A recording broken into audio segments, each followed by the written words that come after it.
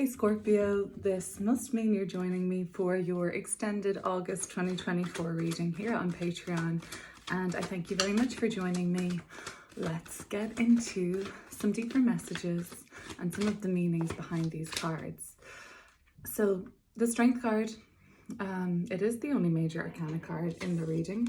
So it's the current soul growth opportunity that you find yourself in, and it is a card associated with Leo. It's a card associated with then qualities of Leo. We're in Leo season, and things like pride are coming up and reputation, status as well.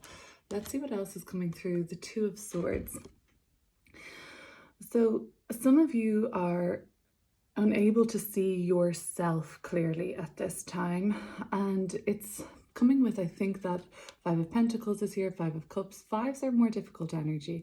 It's coming with that block around the communication.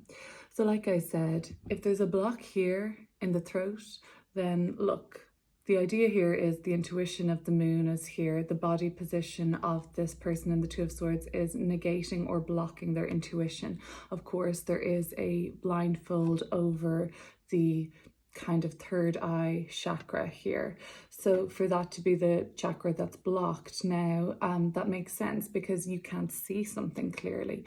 When the crown chakra is freed up, we'll be getting insights from, well, whatever you want to call it, source, download from your highest self, universal or cosmological messages and divine intervention, divine guidance.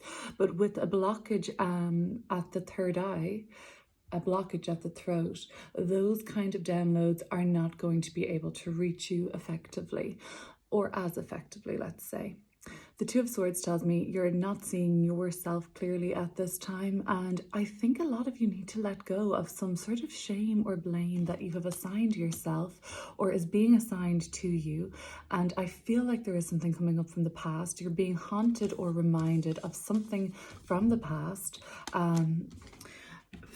For what it's worth, if it is coming from this Two of Cups highest self position of a compassionate person in your world, like a lover or a friend or a best friend or someone like that you actually really value their opinion or you value their perspective, then, I mean, then maybe that would be a situation where not leaving it in the past and sweeping it under the rug would be much more appropriate, because this seems to be, like I said in the earlier reading, a container for safety. Okay, so let's look at the Five of Cups. What is the wrongdoing associated with? Some of you have been wronged and you're not seeing that clearly. You're kind of, I think this is less of the obvious, like this is less obvious to me, so maybe it's only for one person, but some of you have been wronged and you're still kind of defending that person that wronged you. Five of Cups with the Hermit. This would be something, Scorpio, that it hasn't been necessarily done to death, but that's definitely coming up. There's something about something being brought up from the past, the deeper past now, that you really don't see any productivity in this. And that's the ego saying that, I think. On a deeper level, is there healing that could still be done around this? The Hermit. I talked about the evolution of Leo to Virgo archetypally in the first reading. Well, now that is what's kind of been asked here. Maybe you were wronged, maybe you didn't, maybe you did the wrongdoing, but you think that it might be better to just ignore this and hope that it goes away. Please stop talking about it. Shut up. But in fact, the Hermit is saying that this hasn't really been brought to light fully. Sure, you might have internalized it and looked within on this, and maybe you have actually done your due process and considered this and reflected on this, but has it been communicated effectively to the person or people in your life who would benefit from hearing this message, this change, this point of view and understanding that you have? Fair enough that you have an understanding of the situation at this point, but I think there's still like there's a pause or there's been silence on your part where there may need to have been actually something spoken about, a conversation or an interaction on this. Positively, the Hermit with the King of Swords, and here's the Lovers. For some of you, this certainly isn't in a romantic relationship or some sort of a soulmate, karmic connection. Like this was a meaningful or is a meaningful relationship in your life that this is related to. One of those. We know. We don't need to ask, is this person my twin flame or something like that? We know when relationships are soulful and when they're not, okay? And if you have to ask, chances are it's a little bit more fleeting or a newer contract that's come into your world, which can be really exciting and fresh and have a lot less density and heaviness. Well, the King of Swords is telling me that you're clear about this. Like, you know what your part to play was. You're not in denial, Scorpio, about like where you may have made a mistake or where you have self-sabotaged or allowed somebody else to fuck with your shit. You're aware of it. You're not in denial. For one or two people, maybe you are still like finding it hard to see the person that's done this clearly. Why I think that you're blocking seeing yourself clearly is there's just a part of this you still don't want to admit. You're still in denial maybe on one little portion of it, and it's just that one little portion that is in the subconscious niggling away.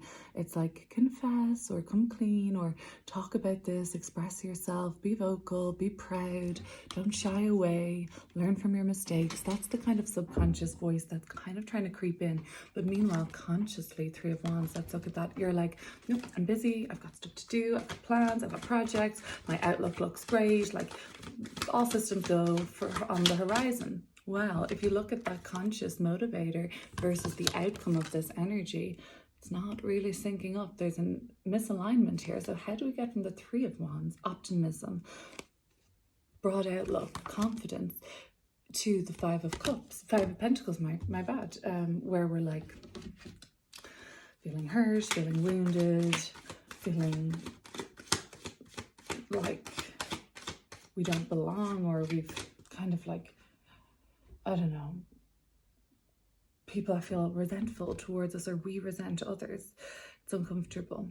So let's look at the plans and projects and expansion that you are aware of that's happening in your world right now, or at least you're making moves towards it. Six of Pentacles. This might be the beginning of some Hermit, Virgo energy servitude coming in. So you do have plans to offer something. You do have plans to give rather than take. That's good. I feel like that's only going to Ace of Swords at the bottom of the deck with the Ace of Cups bring in even more abundance and prosperity for you. You give a little, you get a lot. That's what I'm thinking for August this month, and especially the turn of things moving into Virgo will be especially good like that.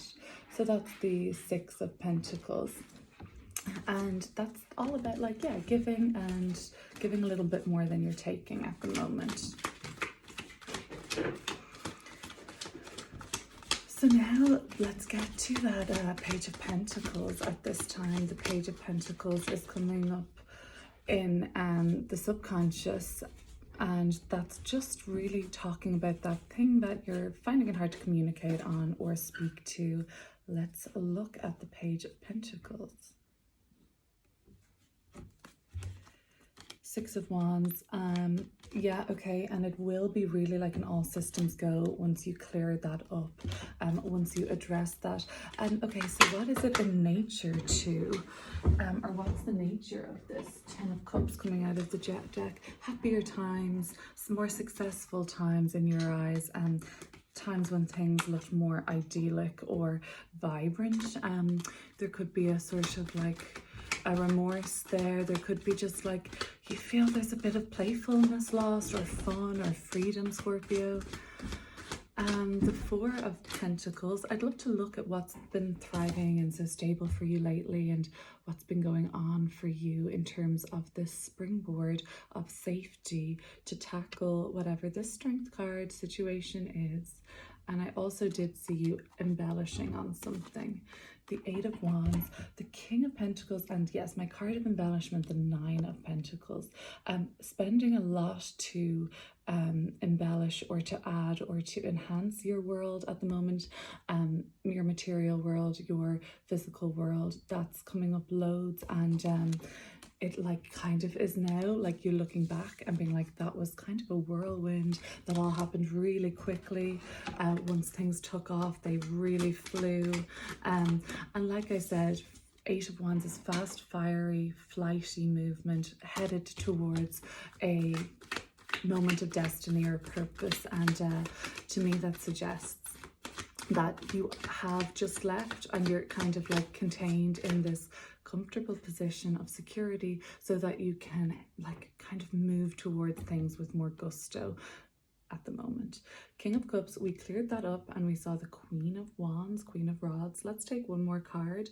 This was suggesting to me that from around the 14th to the 20th of August, there's this really positive, fiery time again. Two of Wands, we saw the Queen of Rods, with more opportunities opening up, more choices to make, more deals, more people that want to work with you, more contracts, more associations, more choice. So more options are opening from that week onwards. Make hay while the sun shines was the message with the Queen of Wands. Strike a deal, make a pact, get business moving, get the world is your oyster essentially, and that's what that looks like to me there. Let's look at this message from your highest self, the Two of Cups. So where is that Queen of Pentacles coming from? The Three of Pentacles. Yeah, this does not just have to be a romantic partner. This can be somebody you work with. It can be a dear friend.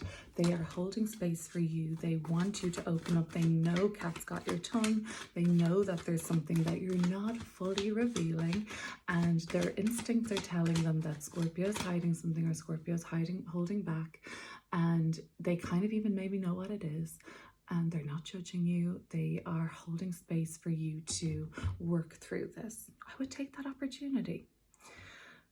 The Nine of Swords. The Nine of Swords in your environment.